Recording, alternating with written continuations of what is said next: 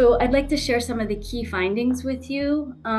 So the first was that all of the men that we interviewed experienced multiple forms of physical, psychological, and sexualized torture. The common physical torture are the things that you all see, I think, in your work, being slapped, punched, kicked, hit. 60% of men reported that they were tortured with multiple devices, and 48% reported being burned or electrocuted. 80% reported suspension and forced positions. So that's the physical torture. In terms of sexualized torture, more than 97% reported that they endured forced nudity.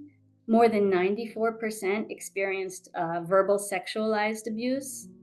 If more than 45% experienced direct violence or trauma to the genitals or anus.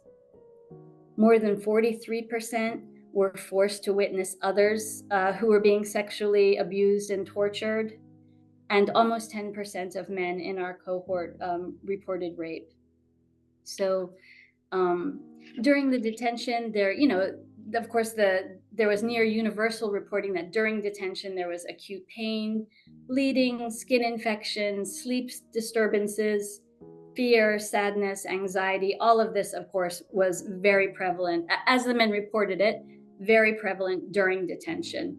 Over time, though, because we were interviewing many men who had been actually out of detention for several years already, ostensibly, they're safe, they're back in their communities, but the physical and psychological conditions continue, right?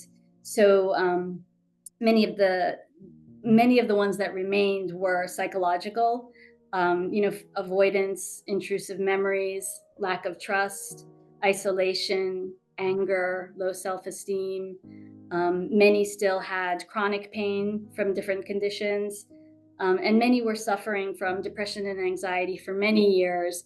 There were a lot of important changes in the behavior, personality, and how they reported how they felt, not only how they felt, but how they interacted with their families. And of course, many of them are very aware too of how what impacted them is impacting their families as well. So in terms of some of the things that were more challenging for the men to talk about is that about more than a quarter of them reported erectile dysfunction and other kinds of challenges with intimacy, sexual relations, even with their wives and long-term partners. 71% reported a lack of knowledge of available support services, and almost 60% reported that they were too embarrassed to seek these services. We're also very concerned about the impacts on transitional justice for Syria because of this. These 4 negative symptoms that we saw increase over time: anger, lack of trust, self-isolation, and low self-esteem.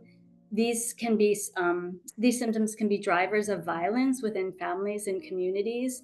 So this really can impact post-conflict peace building, reparation, and economic recovery when combined with poverty, forced displacement, and perceptions of injustice and neglect.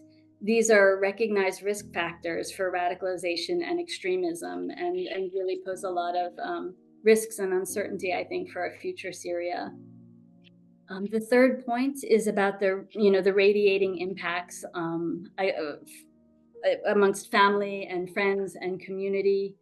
So we want to ensure that people understand that anti-torture programming needs to focus not just on the survivors themselves, but also to recognize that the collective harm is there, and the collective harm also needs to be addressed.